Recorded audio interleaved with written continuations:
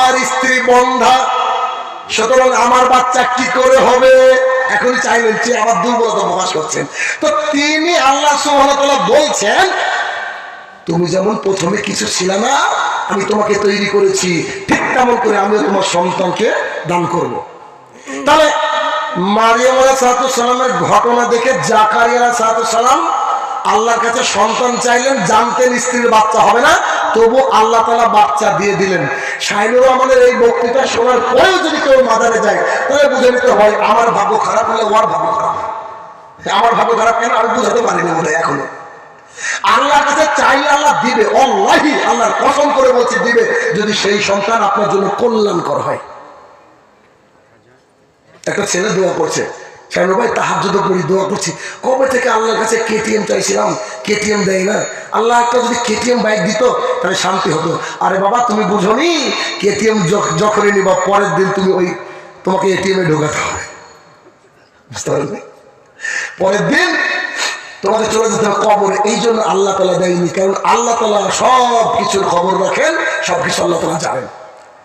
রাসূলুল্লাহ সাল্লাল্লাহু আলাইহি ওয়াসাল্লাম বলেন, আমানতু বিল্লাহি, আল্লাহর প্রতি ঈমান আনতে হবে। আল্লাহর প্রতি ঈমান এনেছিলেন বিলাল রাদিয়াল্লাহু তাআলা আনহু। মারের পর মার খেয়ে উত্তপ্ত বালুকময় প্রান্তরে পড়ে গিয়েও আহাদ আহাদে বাক্যটা ভুলেননি। ঈমান এনেছিলেন সুমাইয়া রাদিয়াল্লাহু তাআলা আনহা। আবু জেহেল তার লজ্জাস্থান বরাবর বর্ষা নিক্ষেপ করেছিল। আরেকটা রিওয়ায়াতে আছে তার দুই পা ফেলে দেওয়া হয়েছিল, তবু সে ঈমান থেকে পিছপা হয়নি। ঈমান এনেছিল তৎকালীন জামানার সাহাবায়ে কেরাম, যাদের পোশাক পর্যন্ত খুলে নেওয়া হয়েছিল, কিন্তু তারা এক আল্লাহর প্রতি এতটা ঈমানে স্বাবলম্বী ছিলেন যে আল্লাহ সুবহানাহু ওয়া তাআলা তাদেরকে সাহায্য করেছিলেন। ঈমান এনেছিল আসহাবে কাহফের সেই 6 থেকে 7 জন মানুষ, যাদেরকে আল্লাহ তাআলা সাহায্য করেছিলেন। 309 বছর আল্লাহ তাআলা তাদেরকে ঘুম পাড়িয়ে রেখেছিলেন। ঈমান এনেছিলেন আবু বকর রাদিয়াল্লাহু তাআলা আনহু। যখন তিনি জিহাদের ময়দানে থেকেছেন, তখন তিনি ঈমানের পরিচয় দিয়েছেন। যখন রাসূলুল্লাহ সাল্লাল্লাহু আলাইহি ওয়াসাল্লামের সঙ্গে হিজরতে গিয়েছেন, তখন তিনি ঈমানের পরিচয় দিয়েছেন। ঈমান এনেছিলেন তৎকালীন জামানার সাহাবায়ে কেরাম। অতএব ঈমান একেবারে আল্লাহর প্রতি আনতে হবে। গোটা পৃথিবী যদি একদিকে হয়ে যায়, আমাদেরকে বলতে হবে আমার মাবুদ আল্লাহ সুবহানাহু ওয়া তাআলা, এছাড়া পৃথিবীতে আর কোনো মাবুদ নেই। গোটা পৃথিবীর মানুষ যদি আপনার ক্ষতি করার চেষ্টা করে, রাসূলুল্লাহ সাল্লাল্লাহু আলাইহি ওয়াসাল্লাম বলছেন অতটুকুই ক্ষতি করতে পারবে যতটুকু লিপিবদ্ধ রয়েছে। গোটা পৃথিবীর মানুষ আপনার যদি উপকার করতে চায়, অতটুকুই করতে পারবে যতটুকু লেখা রয়েছে। পৃথিবী সৃষ্টির 50,000 বছর আগে সবারই ভাগ্য লিখে রেখেছেন আল্লাহ সুবহানাহু ওয়া তাআলা। মিশকাত শরীফ হাদিস নম্বর 73। অতএব যা লিখেছেন তা ঘটবে, নিশ্চিত ঘটবে। সেই অনুযায়ী আপনি আল্লাহর কাছে দোয়া করেন আর সামনে দিকে এগিয়ে যান। তাহলে সন্তান চাইবেন কার কাছে? আল্লাহর কাছে। আশ্চর্য দুনিয়া, মুসলমান কত বড় খারাপ হয়ে গেছে আজকাল। স্ত্রীকে নিয়ে চলে গিয়েছে ফলের দোকানে ফল কিনবে। খুব সুন্দর সুন্দর পেয়ারা, আপনার আপেল, কমলার সিজন চলছে, সবগুলো নিয়েছে। তো স্ত্রী স্বামীর কানে কানে বলছে কলাগুলো নেও না গো, কলা তো খুব সুন্দর। তো আচ্ছা ঠিক আছে, কটা নিবে তো 1 ছড়ি দেন বা 5টা দেন। 5টা খুলে দিতে গিয়ে দেখছে একটা কলার সাথে আরেকটা কলা লেগে আছে। কি বলেন এটাকে? জামা কলা। তো জামা কলা লেগে আছে, জামা। তো সঙ্গে সঙ্গে স্ত্রী কানে কানে বলছে ওটাকে বাদ দিতে বলো না গো, ওটা বাদ দিয়ে দিতে বলো, ওটা নিব না আমরা। তো স্বামী বলছে কেন, কি হলো? তো তুমি জানো না জোড়া কলা খেলে জোড়া বাচ্চা হয়। সন্তান একটা দেওয়ার মালিক আল্লাহ, ডবল দেওয়ার মালিক কলা। এ তো হিন্দুর চেয়েও খারাপ গো, কথা বুঝেন? একে একচ্ছত্র অধিপতি আল্লাহ সুবহানাহু ওয়া তাআলা। আল্লাহ তাআলা কোরআনুল কারীমের মধ্যে বলছেন কাউকে আমি সন্তান দিই, কাউকে না দিয়ে পরীক্ষা করি, কাউকে খালি মেয়ে দিই, কাউকে আবার খালি ছেলে দিই, কাউকে আমি উভয় দান করি। যদি সন্তান না দেন আল্লাহ তাআলা, আপনি দোয়া করতে থাকেন, দোয়া করতে থাকেন। যদি না দেন আল্লাহি এই সন্তান আপনার কল্যাণ বয়ে আনতে পারে না। আল্লাহ চান না তার কোনো বান্দা জাহান্নামের আগুন স্পর্শ করুক। রাসূলুল্লাহ সাল্লাল্লাহু আলাইহি ওয়াসাল্লাম বলেন, আমানতু বিল্লাহি, আল্লাহর প্রতি ঈমান আনতে হবে, ও মালাইকাতিহি, ফেরেশতার প্রতি ঈমান আনতে হবে। ফেরেশতা, আল্লাহ তাআলার যে আসমান দেখছেন, এরকম 7টা আসমান রয়েছে। 7টা আসমানের 1টা ইঞ্চি জায়গা ফাঁকা নেই যেখানে ফেরেশতারা আল্লাহর ইবাদতে মশগুল নাই। অথচ আজকে এখানে মাদ্রাসায় জলসা হচ্ছে, এখনো চায়ের দোকানে মেলাতে আড্ডা মারছে মানুষ। এরা মানুষ, আল্লাহ ফেরেশতা। কথা বুঝতে পারছেন? ফেরেশতা আল্লাহর ইবাদতে মগ্ন, একটা জায়গায় নাই। কেমন মগ্ন? আসেন আপনাদের হাদিস। আবু হুরায়রা রাদিয়াল্লাহু তাআলা আনহু বলেন, রাসূলুল্লাহ সাল্লাল্লাহু আলাইহি ওয়াসাল্লাম বলেছেন, কোন ব্যক্তি যদি দ্বীন শিক্ষার উদ্দেশ্যে তার রাস্তাটা কোনো মাজলিসের দিকে নিয়ে যায়, আপনারা দ্বীন শিক্ষার উদ্দেশ্যে আসেন না আজকে?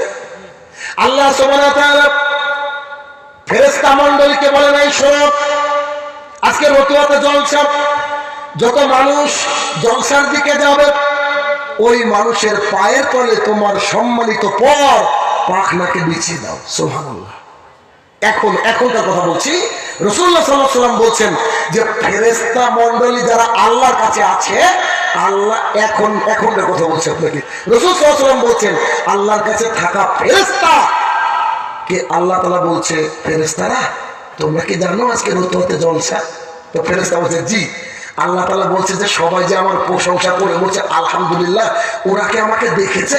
ফেরেশতা বলছে কোন চামড়ার চোখ আপনাকে দেখতে পারে না, পৃথিবীর কোন চোখ আপনাকে দেখতে পারে না। আল্লাহ তাআলা বলছে যারা আমাকে না দেখে আলহামদুলিল্লাহ বলেছে তাদের কাছে সংবাদ দিয়ে দাও, আমি তাদের সবাইকে ক্ষমা করে দিলাম। সুবহানাল্লাহ বিহামদি। এটা আপনাদের জন্য বেনিফিট। আরেকটা হাদিস আছে, হাদিস অনেক লম্বা।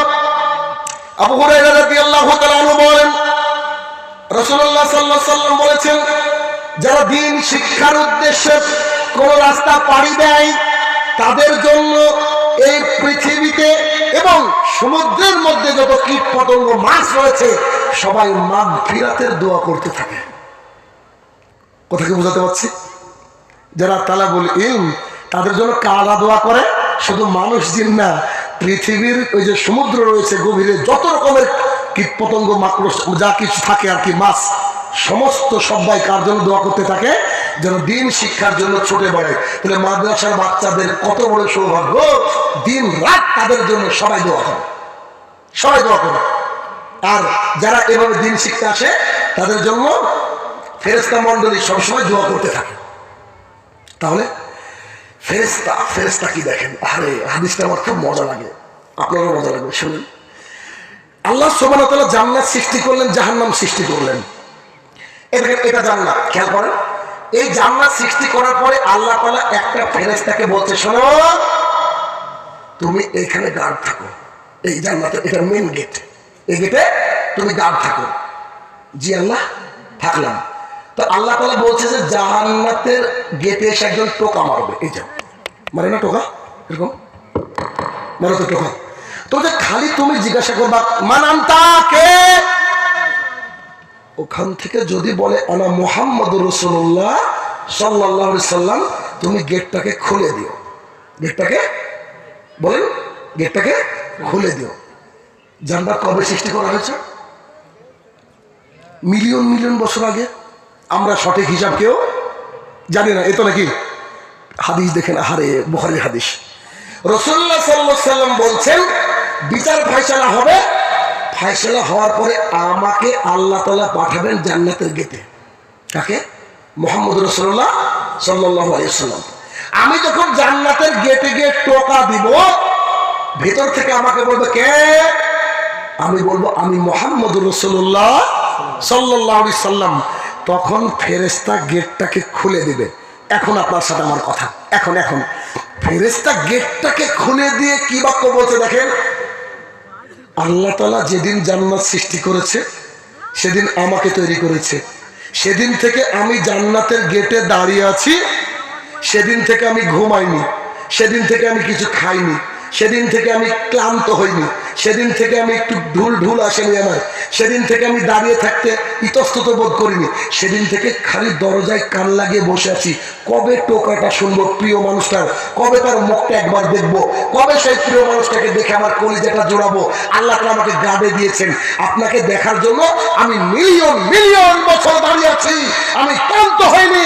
আমি এই প্রিয় মানুষটার মুখটাকে একবার দেখবো তাই বলে আমি আপনাকে দেখার জন্য অত দিন দাঁড়িয়ে আছি, জানি না কতদিন দাঁড়িয়ে আছি। সুবহানাল্লাহ। বাড়িতে গিয়ে বলবেন। কথা বুঝেননি আপনারা, বাংলা বুঝেন না নাকি? রাসূলুল্লাহ সাল্লাল্লাহু আলাইহি ওয়াসাল্লামকে দেখার জন্য একটা ফেরেশতা কি করে? অপেক্ষা করে। কত বছর জানি না, মিলিয়ন মিলিয়ন বছর। সেই আমরা তার উম্মত। আরে কত সৌভাগ্য আমাদের, তার উম্মত। এই উম্মত আমরা দাঁড়িয়ে চেষে ঘুরে বেড়াই, সিগারেট মুখে নিয়ে ঘুরে বেড়াই, বাড়িতে বন্ধন থাকে, প্যান্ট লুঙ্গি যা পড়েছি এলাকা ঝাড় দিচ্ছে, ঠিক না? আরে এই হচ্ছে আমরা উম্মত। ফেরেশতার কি ডিউটি দেখেন, যে আল্লাহ রাসূলকে এক ঝলক দেখবে। কিন্তু ফেরেশতাকে জান্নাত জাহান্নাম আছে নাকি? ওরা তো ডিউটি করে, কিন্তু আমাদের মুহাম্মদ সাল্লাল্লাহু আলাইহি ওয়াসাল্লামকে দেখার আকাঙ্ক্ষা থাকা উচিত। একটা হাদিস আপনাকে শোনাই। জনৈক সাহাবী এসে বলছেন, আল্লাহ রাসূল সাল্লাল্লাহু আলাইহি সাল্লাম, জি বলছি যে আপনারা তো নবী মানুষ, আপনারা যখন জান্নাতে যাবেন আপনাদের জান্নাত তো আলাদা, স্পেশাল জান্নাত। আমরা মারা গেলে আল্লাহ তাআলা যদি আমাদেরকে জান্নাতে দেয়, তো ওই জান্নাতে কি আপনি থাকবেন? সাহাবীর প্রশ্ন, ওই জান্নাতে কি আপনি থাকবেন? তো রাসূলুল্লাহ সাল্লাল্লাহু আলাইহি ওয়াসাল্লাম বলছেন যে না বোধহয়, না বোধহয়, কারণ আপনারা আলাদা থাকবেন, আল্লাহ হয়তো আমাদেরকে আলাদা দিবেন, আল্লাহ রাসূল আশঙ্কা করে বলছেন। তো জনৈক সাহাবী কি বলছে জানেন? মসজিদুল নববী থেকে যখন বাড়িতে যাই আপনাকে দেখার জন্য মনটা আনচান করে, একেবারে ভালো লাগে না। যেই আবার আপনার কাছে ছুটে এসে আপনার চাঁদের মতো মুখটা দেখি, কলিজাটা জড়িয়ে যায়। শোনেন, আল্লাহ রাসূল সাল্লাল্লাহু আলাইহি সাল্লাম বলছি, যদি আপনার মাবুদ এমন জান্নাত আমাকে প্রদান করে যে জান্নাতে আপনি থাকবেন না, ওই জান্নাত আমার লাগবে না। কথা বুঝেননি? This is the real love. এটা যে প্রকৃত ভালোবাসা। আল্লাহ রাসূলকে কত ভালোবাসেন। তখন আল্লাহ তাআলা আয়াত নাযিল করে বলে দেন, তুমি বলে দাও জাতিকে, যে যাকে ভালোবাসবে সে তার সাথে থাকবে। ওই যে বীরভূম না কোথাকার একটা ছেলে মারা গেল, নাম হচ্ছে রাহুল লোহার। কেন মারা গেল? ওই যে ভারত নাকি হেরে গিয়েছে ফাইনালে, নিশ্চয় ওই লোক জান্নাতি। কি অবস্থা? আপনার ছেলে যে কি কাকচুর মেরেছে, সাজারু কাট নাকি, তো ওই যে মেসির ভক্ত, কার ভক্ত কার ভক্ত, এরা কার সাথে উঠবে? আমরা এই জন্য বলি, অনুকরণ অনুসরণ করতে গেলে নবীদেরকে করুন, না পারলে সাহাবায়ে কেরামদেরকে করুন, না পারলে আপনার চোখে যে আলেম ভালো লাগে তার অনুকরণ অনুসরণ করুন। সে যদি জান্নাতে যায় তার সাথে আপনিও জান্নাতে যাবেন। রাসূলুল্লাহ সাল্লাল্লাহু আলাইহি ওয়াসাল্লাম বললেন, ও মালায়েকাতিহি, ফেরেশতার প্রতি ঈমান আনতে হবে। এরপর 3 নম্বরে বললেন, ওয়া কুতুবিহি, কিতাবের প্রতি ঈমান আনতে হবে। এই যে ঢাকা রয়েছে কিতাব, ঠিক না? এটা তো কোরআনই হবে শিওর। এরকম ভাবে আমাদের ওটা ঢাকা থাকে, খালি রমজান মাসে বের হয়, ঠিক না? সত্যি কথা বলেন, শুধু রমাদান মাসে বের হয়। দেখেন এই যে কোরআনুল কারীম, ওয়া কুতুবিহি, কিতাবের প্রতি ঈমান আনতে হবে। কিতাবের প্রতি ঈমান সবারই আছে? সামনে আছে? সব মিথ্যাবাদী। কে বলছে আছে?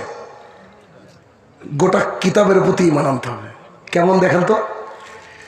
ধরেন এই কিতাবের মধ্যে যা লেখা রয়েছে, আল্লাহ আপনাকে খুব ফোর্স করেছেন কি মানতে?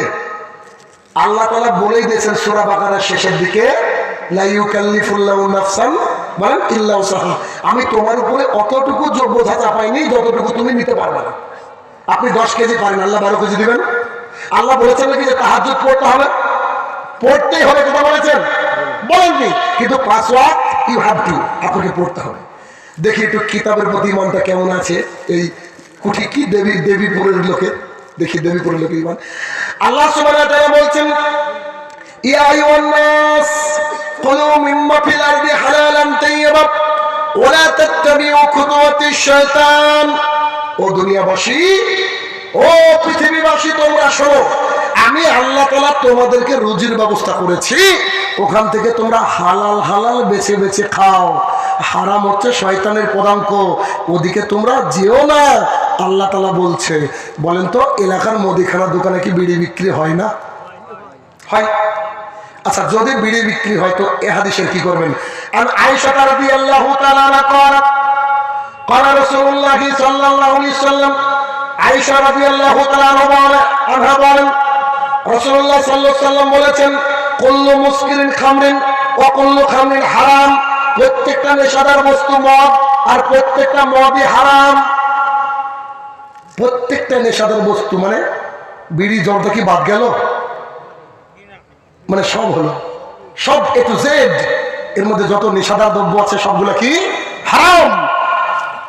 আবু হুরায়রা রাদিয়াল্লাহু তাআলা আনহু قال قال رسول الله صلى الله عليه وسلم, আবু হুরায়রা রাদিয়াল্লাহু তাআলা আনহু বলেন, রাসূলুল্লাহ সাল্লাল্লাহু আলাইহি ওয়াসাল্লাম বলেছেন, লা ইয়াদখুলুল জান্নাতা জাসাদা, ওই দেহ জান্নাতে যাবে না, গুদিয়া বিল হারাম, যে দেহ বন্ধনের টাকায় গড়ে উঠেছে, যে দেহ গ্রুপ লোনের টাকায় গড়ে উঠেছে, যে দেহ এলআইসির টাকায় গড়ে উঠেছে, যে দেহ সুদি কারবারের মাধ্যমে গড়ে উঠেছে, ওই দেহ জান্নাতে যাবে না।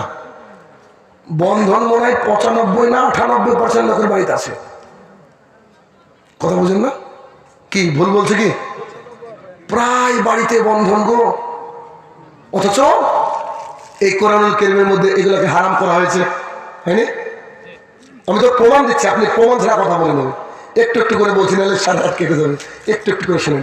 33 নম্বর সূরা সূরা আহজাব আয়াত নম্বর 33, আল্লাহ সুবহানাহু ওয়া তাআলা বলছেন, ওয়াকিরনা ফি বুয়ুতিকুন্না ওয়ালা তাবাররাজনা তাবাররুজাল জাহিলিয়াতিল উলা, ও মহিলারা তোমরা বাড়ির মধ্যে থাকো, খবরদার জাহালাতের যুগের মতো নিজেকে দেখে বেরিও না। দেবীপুরে বোরখার পার্সেন্টেজ কত? 100তে কতজন বোরখা পরে? 2 আর সাহেব বলছেন 10।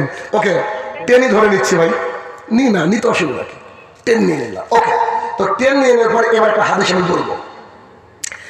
عن عبد الله بن مسعود رضي الله تعالى عنه قال قال رسول الله صلى الله عليه وسلم, আসসালামু আলাইকুম। নিয়মিত ইসলামিক ভিডিও পেতে সাবস্ক্রাইব করুন আমাদের ইসলামকে জানার চ্যানেলটি, আর ভিডিওগুলো ফেসবুক বা যে কোনো জায়গায় শেয়ার করে ছড়িয়ে দিন ইসলামের সশত বাণী।